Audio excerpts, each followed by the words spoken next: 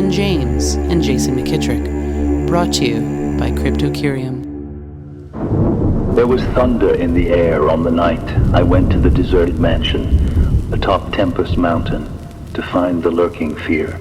I was not alone, for foolhardiness was not then mixed with that love of the grotesque and the terrible which has made my career a series of quests for strange horrors in literature and in life. Good evening and welcome to another episode of Learning Lovecraft. I'm your host, Jason McKittrick, and joining me, as always, the traveler of the Eldritch Path, Mr. Ken James. Good evening. And tonight, as always, we are delving into the world of H.P. Lovecraft. Our focus tonight, the lurking fear. The lurking fear. As you heard in that opening passage. Ken, we're headed to the Catskills. Let's go. I am packed. My vehicle is packed. Mm-hmm. I need to watch out for those. You gotta watch out for those yokels up there, though. They get up to some weirdness. They get wacky up there. Yeah, we know what's going to happen already. Mm-hmm. I mean, it's Lovecraft. Yeah. I'm pretty well aware at this point what's going to happen. Yeah, because I was going to ask you from that opening paragraph. We already have like a mode already, huh? Like that we already know what to expect. He kind of tells us right in the beginning, right? Yeah. He's into weird stuff again. We got another one of these guys. You know, another one of these. What do they call it in the last story? The like of the grotesque or something. Yeah. I just keep hearing the word Baudelaire in my head, you know? Sure. I randomly throughout the day, I'm like, Lovecraft words just pop in my head, and I'm like, what is this guy talking about? I don't know. Yeah. Voltaire, Baudelaire, the same kind of shit. Throngs. Yeah. Obelisks. I'm sorry, that's another. Oh, one. Yeah. No, that's. I think that may even be in this story. So this is another one of these, and before we get going, this is another unnamed narrator. So I think before we even get too deep, what's our boy's name? I like Charlie. Charlie? Like a Charlie? With the L, the Charlie? Yeah. I could go with that. Like he's just randomly from Boston, but he tries to like shed his accent, but every once in a while it just Yeah. All right, so our narrator's a masshole. Got it. Mm-hmm. So, written in November of 1922, it was first published in January through April, serialized, once again in the issues of that magazine Homebrew that we encountered for Reanimator. So this is serialized once again, and then we get it, as you'll see as we go forward, it's broken up into 4 segments. But more importantly, this story was written the same year my house was built, and that just makes me feel kind of cool. Yeah. I don't know. It just gives me a tingle. It should. It really should. Yes. So we open up here with our first segment. The shadow on the chimney. All right. So Charlie here. Chuck too. You call him Chuck if you want. How about we go with Chuck? All right. Let's go with Chuck because I feel like we're I don't know. We're stepping on Charlie Emmanuel's. Yeah, Charlie. Yeah. You know what I'm saying? I got you, Chuck. Chuck. I'll go with Chuck. I could do that. So as we hear in the beginning, he has this love of the grotesque and the terrible, which has made his career a series of quests for strange horrors in literature and in life. It's the same, like, this is taking it back all the way to Picture in the House, right? Searchers After Horror, Haunt Strange Far Places. Yeah. This is Lovecraft.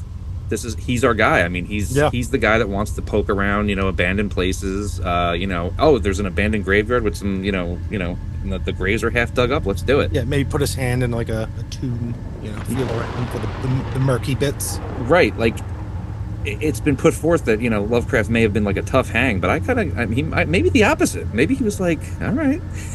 Yeah, you got him. You got him talking. Once you get him talking, Yeah, I'm sure he had a little curmudgeon in him, Once you hit his topics, you're golden. But you start talking about anything outside of what he wants to talk about, he's just like, oh no. Yeah. This is not going as I expected. Right. And Chuck here, Chuck tells us about these men that he has with him all the time. George Bennett and William Toby. Quote, men long associated with me in my ghastly explorations because of their peculiar fitness? Yeah. What the hell does that mean? I have no clue, and I was like, but I pictured it. Like, do you think one's like super strong and he's there to like pull the rocks away, and then the other guy's like kind of like, you know, like Gangly lithe and like, skinny. right. Yeah, and he can like squeeze in the tight places. Probably. Yeah, the one can like pick up the stuff, and the other guy can slip in. Right, exactly, as you do. Yeah. So he begins telling us that in 1921, Chuck travels to this Tempest Mountain in the Catskills range. After there's all these strange reports of these attacks by, I guess, these unidentified creatures at this point, they're kind of calling them. They don't know. They're these mountain devils, if you will. Maybe a wounded ape man? Who knows? I think we got both in this one, man. Yeah. This one hits the high points. And these attacks are on these local inhabitants that are, you know, like I said at the beginning, these yokels, and the media gets a hold of it. So a month before, there was this very like unusually large destructive thunderstorm that plagued the area, right. And all these homes were destroyed, seemingly just by the storm. But as they looked closer, the destruction seemed to be left, but it was by some kind of like beast or something. They couldn't understand it, and there's this home that had 75 people like shoved into it, but was completely destroyed and no survivors. Yeah. So it's, you know, it's one of these things where it's like, okay, first of all, 75 people in one house, and then second of all, a bloodthirsty beast. Right, maybe like are they hiding from something in there? You know. I don't know, but like the squalor really is on display in this stuff. Yeah.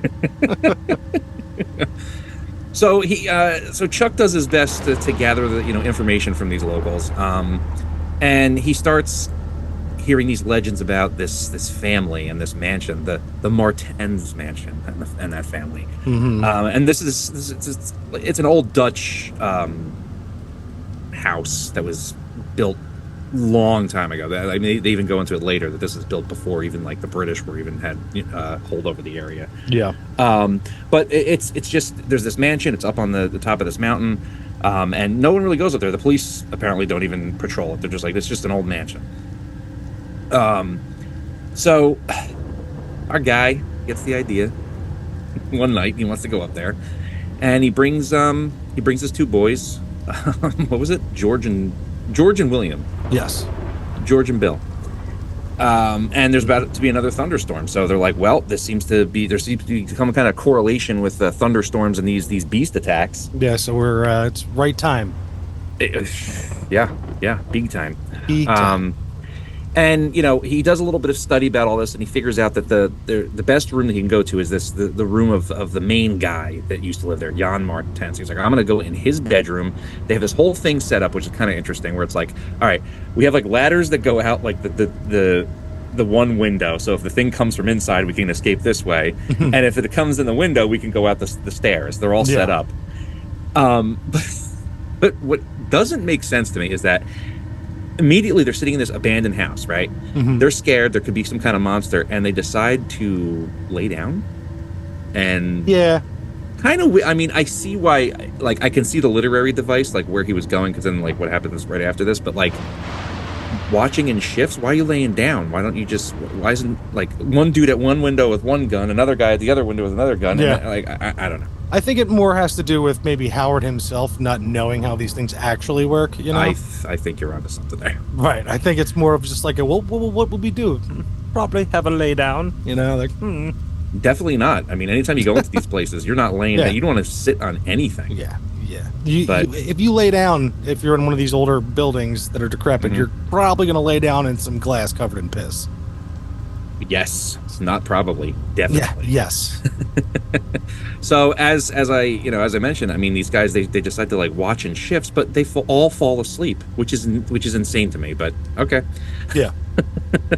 So Chuck wakes up and he discovers that both of his companions are missing, he thinks, and there's an arm across his chest, a strange arm. Yeah. And we get this next passage. That I'm still alive and sane is a marvel I cannot fathom. I cannot fathom it. For the shadow on that chimney was not that of George Bennett or of any other human creature, but a blasphemous abnormality from hell's nethermost craters. A nameless, shapeless abomination which no mind could fully grasp, and no pen even partly describe. In another second, I was alone in the accursed mansion, shivering and gibbering. George Bennett and William Tabay had left no trace, not even of a struggle. They were never heard of again. Yikes. Yeah, so he gets this flash of lightning, and there's this shadow that it's not his buddy. It's this creature, right?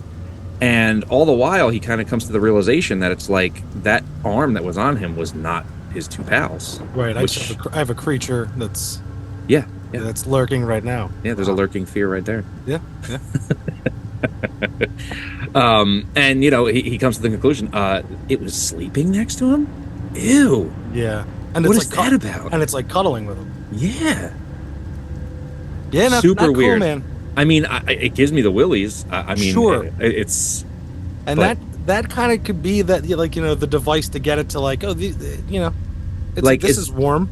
Like, did he ripped up his two buddies? He's got a full belly. He's like, it's time for a nap, and then he lays next to the other guy. He's like, I was gonna eat that third guy, but I'm full. Yeah. He eats the other two, and he's like, this guy's got the right idea, and he just gets in there, nestles in. Yeah, Chuck. I don't know what he was thinking. I don't either, bro. Well, that's the first encounter with the lurking fear for old Chuck here, and that concludes part one of the story. So the next serialized chapter is A Passer in the Storm. So our pal here he's not doing so well after that. Hanging out in his hotel, can't get out of bed. Yeah. Worrying if he's gonna wake up with another strange arm around him. Yeah, I mean, once that happens to you, you think it's always gonna happen to you at that point. Right. And for some reason, I remember reading this first time. I thought the creature was Fluffy from the crate from Creepshow. Yeah, I was like, yeah. Oddly enough, because I after I read them, yeah, when I'm on my way to record, I'll find an audio telling on YouTube to listen to while I drive, just to keep it fresh when I get there. Mm-hmm. And people's drawings of this, yes, it's like I don't know if that's what it turned out to be. Let's say that to the end. Let's say that to the end. Right. No, good point. I'd love to talk about that. Yeah. So Chuck continues his investigation, and he finds this pal, this guy, this other journalist that's staying at the hotel, a gentleman by the name of Arthur Monroe. And what's funny about this dude is he's described as a dark, lean man of about 35, whose education, taste, intelligence, and temperament all seem to mark him as one not bound to conventional ideas and experiences. So right off the bat, I was like, oh, it's Spencer Strider. Okay, yeah. All right, he gets killed. Yeah, and he's like strangely tight pantaloons. The man. Exactly. Yep. Hey, shave that mustache. Sorry. Yeah, you're good. Yeah, you're good. And so he tells him. So Chuck tells Spencer, Arthur, what happened, and the guy's like, yeah, totally. I could see, that's crazy. And so he's like, all right, he's in. I got a new guy to hang out with. Right. Another ghoul artist guy to come hang out with me and pick through rubble with. Right. So they start working together, and the two, they scour the countryside for clues to anything about these creatures or any possible remains or stories related to the Martens family. No trace, nothing at this point, but they do happen to come across this ancestral diary, which will become important in a little while. Mm-hmm. But I think it's at this point that Chuck tells us that he's starting to get this constant feeling of being watched, which is never a good sign. That old chestnut, I'm sure it's not going to come into anything.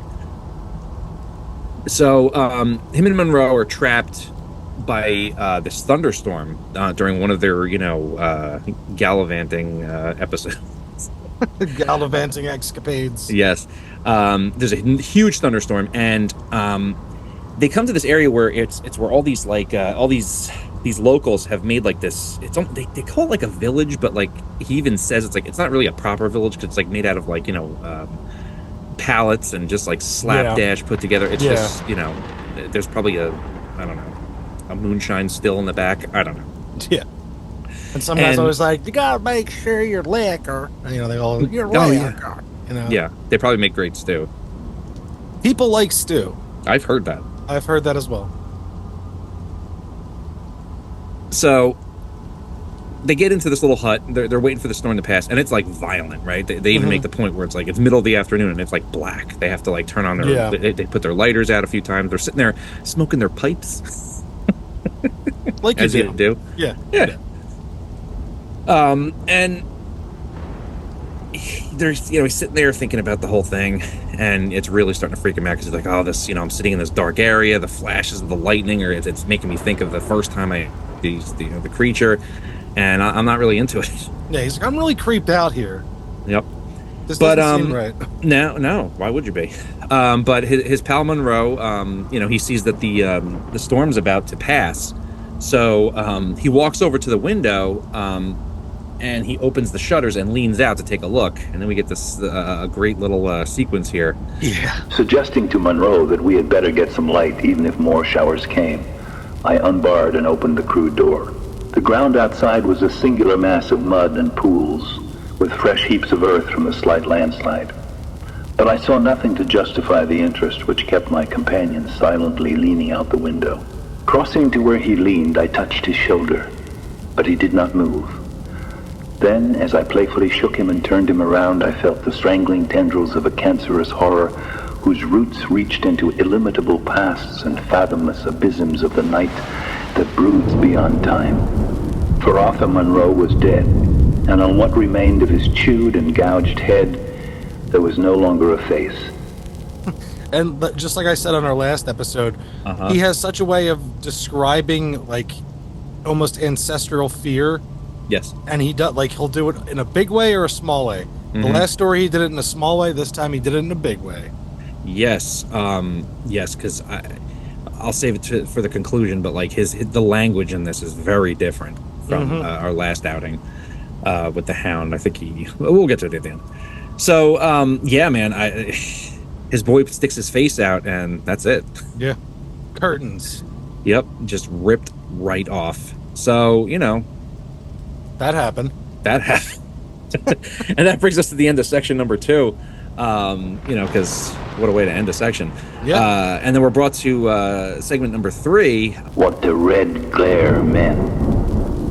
So after this happens, after horror number 2 occurs, he spends weeks really trying to delve into the family history of the Mortens, because he's got to get to the bottom of this. He wants to know, what is this? Is this some kind of like ancestral curse? Is this some kind of like creature? Is this Jan Martens himself coming back to like haunt the area? Yes. What is it? He can't figure it out. And he really thinks that it's that it's going to be, this is where he's going to find his answer. So he learns about this. He learns about the mansion, very old, built by the first Martens to come to not the United States yet, but New Amsterdam. And this Martens, Garrett, was really not into the British. So much so that he pulls away from all that and essentially tells his family that, nope, no British stuff for us. We're doing our own thing. And, they closes themselves off from the rest of society. And Lovecraft gives us this little chestnut of, in appearance, all were marked by a peculiar inherited dissimilarity of eyes, one generally being blue and the other brown. So we get this marker of this family. They all kind of, it's called heterochromia. They're like huskies. Yeah, kind of. I believe they talk about it at the beginning of X-Men First Class. You can watch it if you want to. But yeah. Nice. James McAvoy is the lurking fear. Yeah. So, yeah, this family, all of them apparently have one blue eye and one brown eye. I don't think this will. It was Patricia. I don't think this will factor later in the story either. So there's no reason to even mention this. It was just something he threw in there for color. Yeah. So we're given the whole shebang behind the family here. We get, isolated from the outside world completely. Then they start going into the whole, they're intermarrying. you've got these weird like intermarrying with the families, and then like they're mixing with the mountain men, and then like some are staying, but then you have this like core group that's just staying near the mansion, and it's this whole just inbred kind of society that's like occurring there. They're completely, you know, they've got their own, almost like their own speech too. They kind of mention. Yeah, they're like basically at this point they're like Ewoks. It's like Endor out there, you know. Utini. Yeah, I'm sorry. Yes. But he's you know, they're all like living around this, you know, mansion like it's a base kind of. Yeah, and they're just like lurking in the trees and just like got people on spits that they're just spinning over fires. Probably. Warwick Davis plays one of them. You know what? Probably. I mean, and you know what? Why not? Yeah. It's a strange whole scene going on over there. But remarkably, we fast forward to young Jan Martens, who is struck by, you know, this unusual restlessness among the Martens, and he decides to join the colonial army during the Revolutionary War. And you know, he does this thing. He goes out and he goes out to war, and he's gone for 6 years. And when he comes back, his family basically views him as an outsider, and they hate him. Yeah. And you know, he keeps correspondence with one of his buddies, a guy named Jonathan Gifford. He says to him, he's like, look, they don't like me here. He's like, I got to get out of here. You know, they're you know, they don't even want me in the house. They treat me like a complete stranger. I'm too British for their tastes. They told me to give me one of my eyes. Yeah, I'm not allowed to wear shoes. They don't like it. I don't pee inside. It's weird. Yeah. Yeah, carpet peeing. They're into it. I'm the only one with an innie. Right. Okay. All right. Weird detail, but probably. That's why they hate him the most. It could be. They're all like freaks with outies, you know? Ooh, and the two different colored eyes. Yeah. Yeah, I'd stay away from them. Yeah, right. You're like, all right, something's up here. I'm not into this. Yeah. So they tell us that the correspondence soon stops, and his pal Jonathan, you know, he gets curious. He's like, you know, I want to go check on my pal, and he goes out to the mansion in 1763, and he tells him that he says that the mansion is just in this unbelievable state of like squalor. Like it's fallen apart. It's gross. The family they can barely speak. It's all like grunts. Yeah. It's not good. It's very Arthur German at this point. Yeah, he's like, and for some reason, Chris Walken there is like 5 generations of large family breeding, you know, inbreeding. Yeah, right. Ow. Yeah, exactly. But they give him this nonsense that you know, oh, Jan's dead. He was struck by lightning during a thunderstorm. Mm-hmm. And this dude's like, no. So he asks to see where he's buried, and he digs him up. He's like, it's like, people feel that most people will sympathize with our situation. What is our situation, Dad? Sorry. Yeah, I get it. One of them was probably a painter. Yeah. Toddy. Come on, Toddy. Yeah, so he digs up the grave and he finds that his skull, it says that his skull was crushed cruelly if by savage blows. Yeah. And, you know, his family murdered him because he was too much of an outsider, which, you know, it's kind of terrible. The concept, like, I would think any kind of blow is a savage blow, if you know what I mean? Like, oh, yeah. I guess a little less savage would be like a baseball bat indentation, just like one maybe. That's a little less savage. I think I get what you're saying, but I think I think he's going down the road of like, oh, he didn't fall off this horse and his head got. It's like he looks down and this dude's head is just gravel. Yeah, it's concave. It's like like the German family showed up and we're just like, yeah. Good thing there's no of those weird white apes in this story. Yeah, right. It really got weird. Yeah. It'd be a sick fight. I'll tell you what. Never mind. We'll talk about that later. Well, yeah. Ding ding. Yeah. So Jonathan goes out and he basically spreads the word about these guys. I mean, there's not enough evidence to like get them convicted or anything, and let's be honest, nobody wants to go up there anyway. Yeah. But their neighbors, they hear about all this, so they become completely shunned at this point. Now the Martens family, nobody talks to them, nothing, and they're completely just, that's it.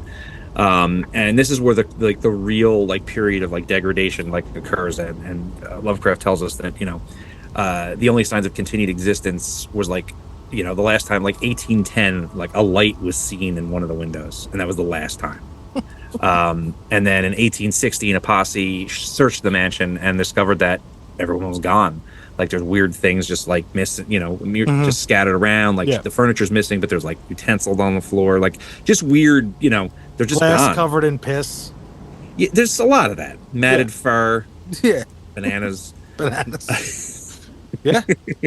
And this great ancestral home, it's completely just fall into complete disarray. And then there's the detail he gives us that there's improvised additions, like they had built onto it, but like you imagine like this stately manor, and there's like tree houses like nailed to the side of it.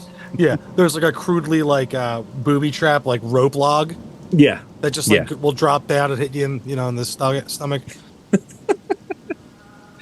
So after learning all this, Chuck, he's got to go back. He needs to figure this out, man. I mean, if anything, I don't think he has any kind of honor or something like, well, I have to avenge the deaths of my friends. No. He's curious. He's got to know. And at this point, I think this guy's probably starting to slip into madness a little bit, because I would say so. Why would you go up there alone? You know that there's the threat of death. Well, doesn't he at one point, isn't he like talking about like how like it kind of took everyone else but not him? Right. So there must have been some kind of reason for that, He's the Slithery D. Yeah. All the others, but he didn't eat me. Yep. So Chuck finds his way back to Jan Martens's grave, and he decides to dig into it. There's nothing in there. He kind of knew there wasn't going to be anything in there, but as he's digging, he falls through into what appear to be a tunnel underneath the coffin.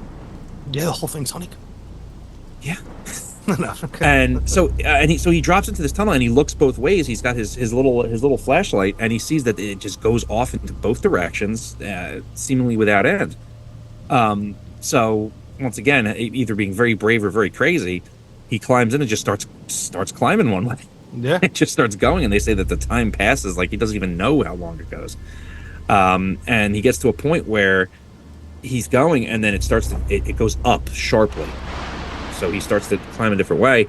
And then we get this next passage. I had been scrambling in this way for some time, so that my battery had burned very low when the passage suddenly inclined sharply upward, altering my mode of progress. And as I raised my glance, it was without preparation that I saw glistening in the distance 2 demonic reflections of my expiring lamp. 2 reflections glowing with a baneful and unmistakable effulgence, and provoking maddeningly nebulous memories. I stopped automatically, though lacking the brain to retreat. The eyes approached, yet of the thing that bore them I could distinguish only a claw. But what a claw. What a claw. So I like that. I mean, he's shining in the darkness, and the eyes of this thing, the reflection of his flashlight is the eyes of this creature. Yeah. And he's able to see it a little bit more, and then he just sees this clawed hand. It's like, yeah. To add like just insult to injury, it's like you're already spelunking. Like, what a terror. Yeah. What a horrible thing. Yeah. This is like the Descent in miniature. Yeah. And then he runs into this creature, this underground monster. Yep. And he's sitting there staring at it, and luckily he's kind of saved by this sudden lightning strike, which scares the thing off, and he's allowed to quickly escape. And then he sees this distant red glare, and then days later he finds out that there was this cabin that was set on fire, and they burn these creatures on the inside, which is gratuitous. It kind of blows the thing wide open for him. Yeah. And so he goes and investigates, and he finds out that during the same time that he was in the ground, there was another attack by these monsters, creatures, and it happened at the same time that he was there. So he quickly realizes, oh shit, there's more than one of these things. Yeah. Because this couldn't possibly have happened. It was literally exactly the same time because he saw the fire in the sky. He was able to see that, and so it's worse than he could have possibly imagined. Yeah. Yeah. It's a lurking fear, all right. I mean, it is lurking for sure. So this brings us to part 4. The horror in the eyes. So Chuck just can't get enough, man. So he returns once again to Mortense's grave, and he finds that burrow that he made last time there under the grave that is completely caved in. So he decides to investigate the entire area, and he's on top of this hill, and he observes kind of like the whole area, and he kind of clicks that, wait, these aren't there's these mounds. He's like, these are like mole tunnels. And he sees, he can tell that, they all kind of radiate out almost like tentacles from the mansion. Yeah. And there's just kind of this funny little thing that happens here that, he kind of goes nuts and, starts running around. They say he's even, laughing a little bit with a shovel. And he's, going around digging and then running around. And it, our boy's kind of lost it at this point. Right. Yeah, Chuck's out of it. He's bushwhacked now, Yep. So he comes to the mansion, and he sees this he sees this area that's right below the chimney area of the main chimney area, and he sees that there's this break in the bottom of the chimney, and this seems to be where the tunnels kind of all intersect. So, and there's an approaching thunderstorm. So he's like, all right, this has to be where they're coming out of. So he sees an area. He already knows his sanity's slipping, but he sees an area to hide, goes behind this bush, and waits. And he's like, I don't know what I'm going to see. But I'm here for it. Yeah. So as he's sitting there, the thunderclap happens, and this mass of flesh and fur, almost like rats, but way huger, just emerges from the bottom of this chimney. And in typical Lovecraft mode, the description is non-description, right? Where it's no pen could ever describe the horror of this kind of thing. And as he's going, there's this one kind of cool little part that happens where he sees one of them, and he gives the description first, where he's like, they're kind of like these, they're dwarfed apes almost, white with yellow fangs. Yep. And the first one that he's able to kind of see, there's a weaker one next to him, and it just turns, just eats him. And I was like, oh, that's great. Yeah. And so they're just these, these simian cannibal underground mole things. They've slowly wore away their hierarchy of emotion, that their brains shut off because of malnourishment, sure, and lack of vitamin and sunlight and sustenance, and they're just and so he's wondering, where are these things coming from? What are they? Why are they under the Martin's house? How did these things get there? And so he's got that, that mind of he has his pistol, and he waits for a thunderclap to occur, and when the thunderclap happens, he shoots one of them, and he walks over to it to examine it. It gives the full description. It's this ape-like beast, and we get this final passage here. What I saw in the glow of my flashlight after I shot the unspeakable straggling object was so simple that almost a minute elapsed before I understood and went delirious. The object was nauseous. A filthy, whitish gorilla thing with sharp yellow fangs and matted fur.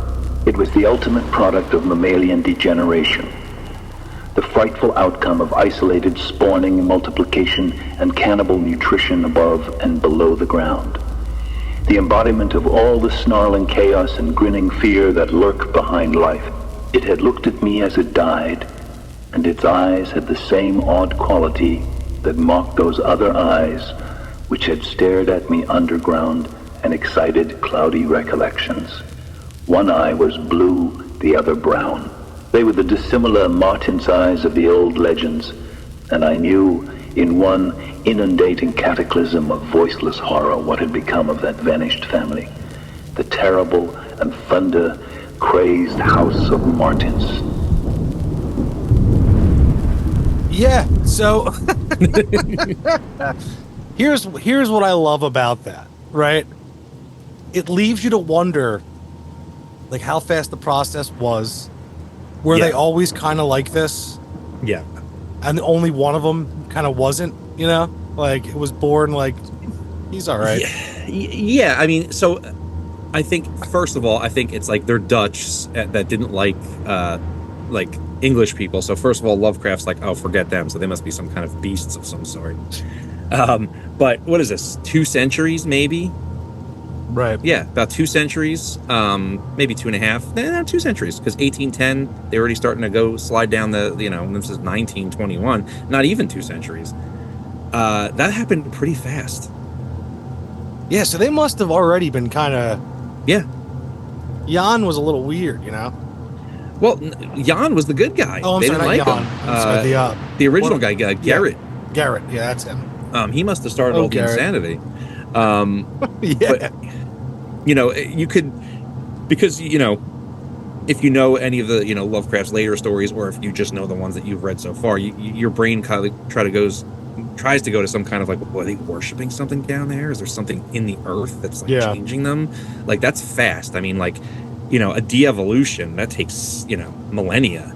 So it's like, what the fuck are they doing down there? And I think that's the fun thing. Like, that's the fun main thing for me for this story. Right. And I was thinking, like, did the lightning wake them all up? Was it like hitting that tree and like that was like just sending like shockwaves through the earth and like... Yes, because they say the Garrett Martens, he couldn't stand how loud the thunder there was, so he would go down in the basement to escape the sound. Yeah. So it's like something like, that's where I get like, that's, it's like, all right, so what happened? He went down in the basement. What happened down there? Did he go down there and just lose his mind, and like that kind of like that created something, you know what I mean? Like his insanity down in the basement. Yeah. Like, it's like, or is it some other thing where it's like the lightning would drive him nuts, so he would go down in the basement, but something existed down there already. Or it was just, he was down there and it wasn't good enough, so he started digging. Yeah. That's what I mean. Like, man, and he dug and he found something, you know what I mean? Something that altered them. So it's completely left hanging. You don't really get to know anything else. You just know that this thunder crazed house of Martens, that the thunder is the thing that always kept them stirring, right? Right. They'd be down there trying to rest whatever it is that they're doing down there. I imagine that they're all just like huddled together, like, you ever see those like videos of rats that they're just packed at like thousands of them in just like a thing. Yeah, that's how they came out of the fucking fireplace. Yeah, exactly. So it's like, what the fuck are they doing down there? And maybe nothing. Maybe they just sit down and they just huddle, and it's just some kind of like, maybe some kind of commentary from Lovecraft about how these types of people just pack together and just huddle, and they're only moved out by big forces of God or something. And that would make sense, him like cuddling up to him when he's sleeping. Right? He likes to cuddle. Yeah. These things like to snuggle. I mean, they're ferocious beasts, but they're not they're not above some cuddling. Yeah, they're not all bad. Well, the matted fur. I mean, yeah, that could be nice. But one of the things that I actually, it's funny. His buddy that he met, and he didn't want to like scare all like the villagers. Yes. It's that old thing that my buddy Boyd used to say. Like, if we were at a party and something broke, you just steal it, because better lost than broken. Yes. Because then, you don't have to apologize for it. Yeah, and then they won't even remember. I don't know where it is. Yeah, and like people are like, where's it? Oh, I don't know. That's weird. So better lost than broken. Just bury the body. Yeah, just bury the body. Like, his pitching was getting slow anyway. He was injured. He can't. Right. Nice thighs, though. Yeah. Right. Sorry, folks.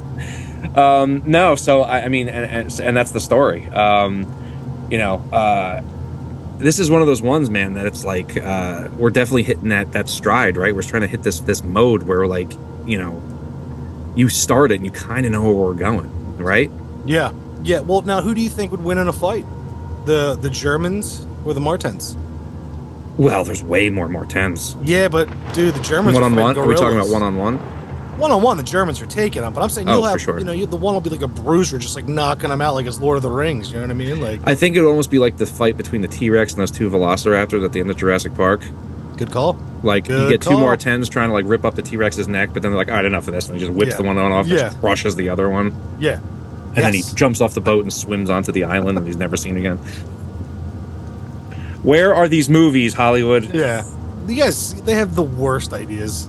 Yeah, Kong versus Godzilla. I want the Germans versus the Mortens. What are we doing here? Dropping the ball, apparently. For real. Yeah. Yeah. Oh man. So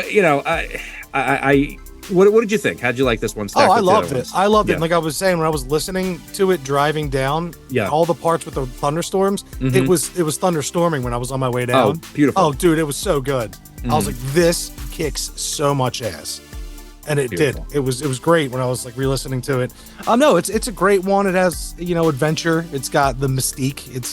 And you get beast creatures. So like, what's to not like? Right.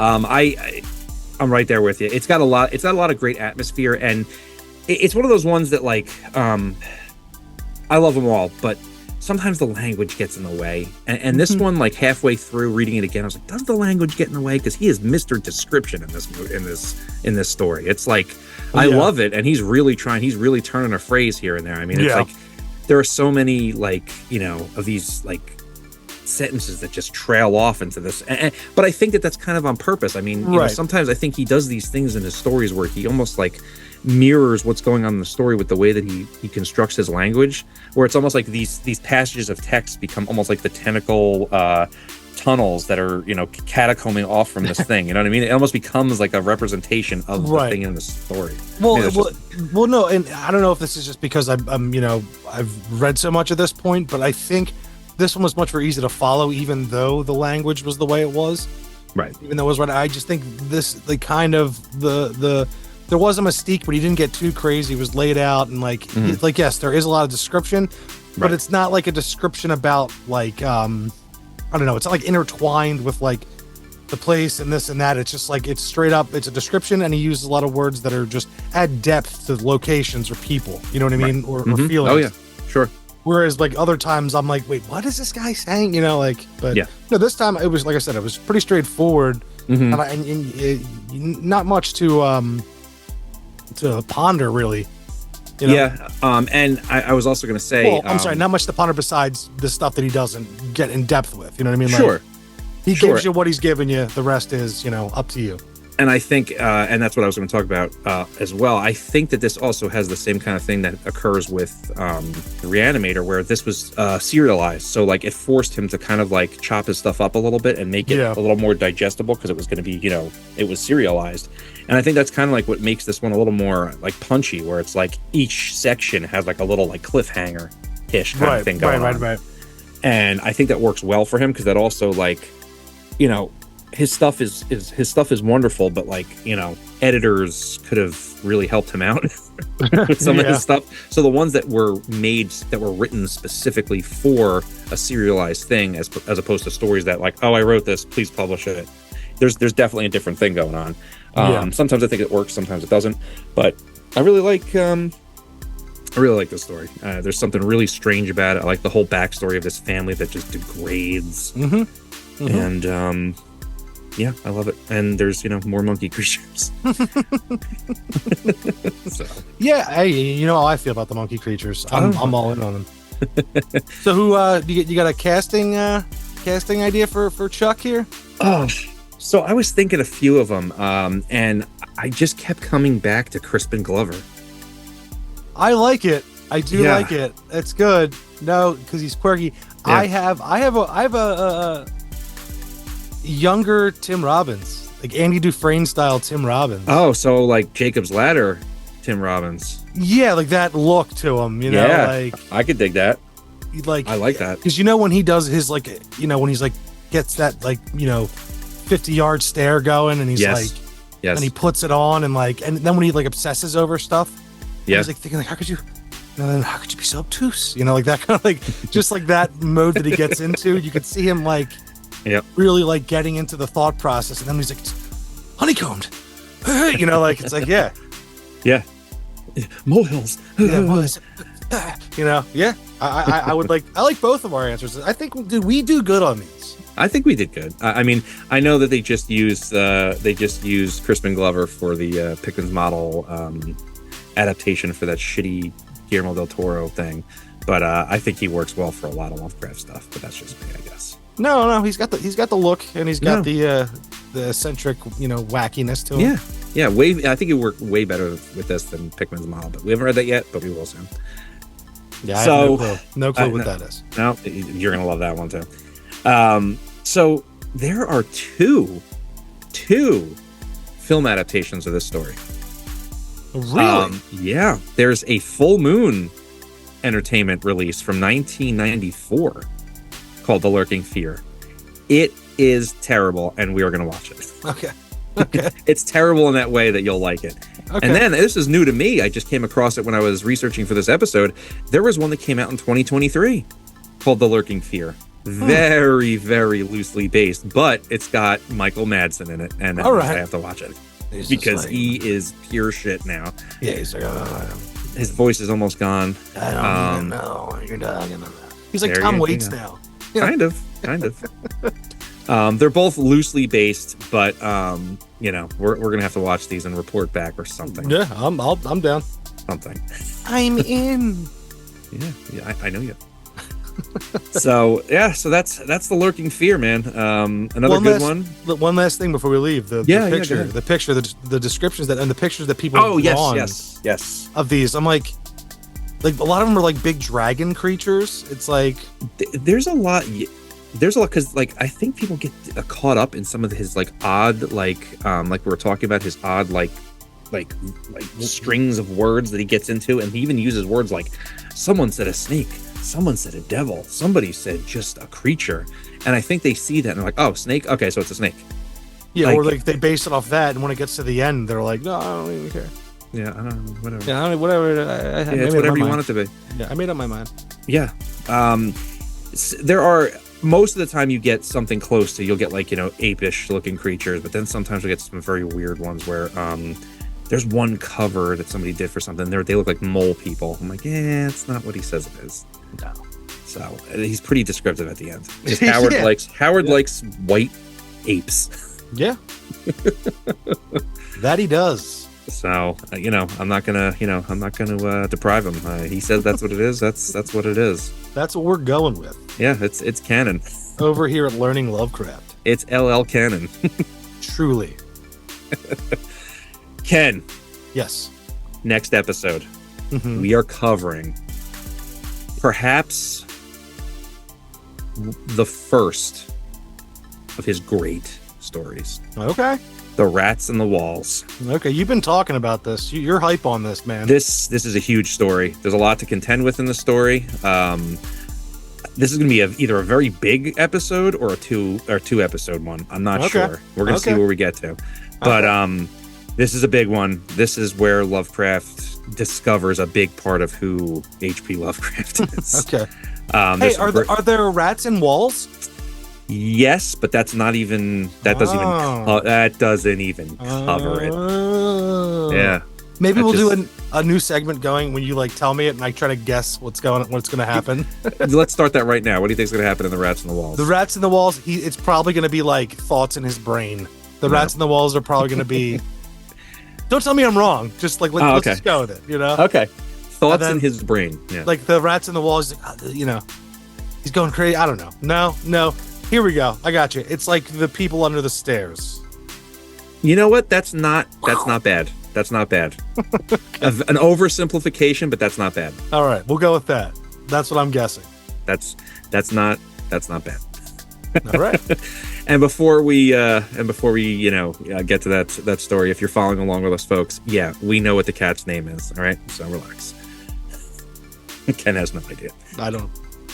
I'm just laughing because he's got a big old smile on his face. Yeah, we'll have to we'll discuss it in the beginning of the episode. But yeah, if you're following along with us, folks, please read or reread, in this case, The Rats in the Walls. It's a terrific tale. Oh my God, it makes my skin crawl every time I read it. Ken, I can't wait to see what you think of this one. I'm ready. And yeah, that's what we're doing next time. So yeah, man, I think that's what we got for the Lurking Fear.